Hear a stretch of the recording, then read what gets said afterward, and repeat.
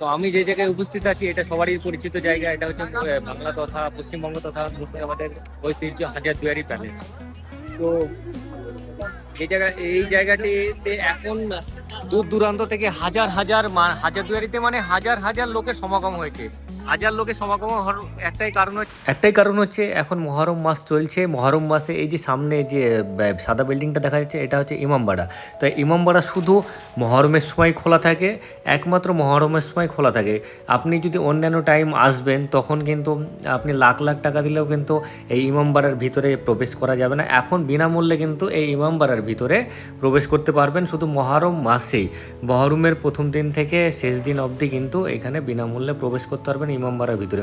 তাই এই সব দেখতে হাজার হাজার লোকের সমাগম হয়েছে, এত লোকের ভিড় হয়েছে। এই যে আরেকটা এটা দেখতে পাওয়া যাচ্ছে লাইট জ্বলছে, এটা হচ্ছে মদিনা মসজিদ।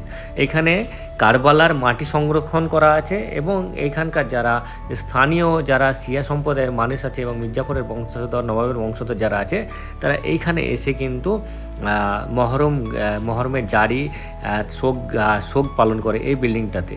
তো এটা হচ্ছে হাজারদুয়ারির ইতিহাস। একমাত্র এই মদিনা মসজিদটি টিকে আছে যেটা নবাব সিরাজউদ্দৌলা তৈরি করেছিলেন। বাদবাকি সব যেগুলো হচ্ছে হাজারদুয়ারিটা হচ্ছে ইংরেজ আমলের নিদর্শন। ইংরেজের শাসন সময়কালে কিন্তু এই হাজারদুয়ারিটা তৈরি হয়েছে। তো এইরকম ভিডিও দেখতে হলে, মুর্শিদাবাদের অজানা ইতিহাস দেখতে হলে আমার পেজটিকে লাইক, কমেন্ট, শেয়ার ও সাবস্ক্রাইব করে রাখবেন। তো এই মুর্শিদাবাদের অজানা ইতিহাস জানার জন্য আমার চ্যানেলটির সঙ্গে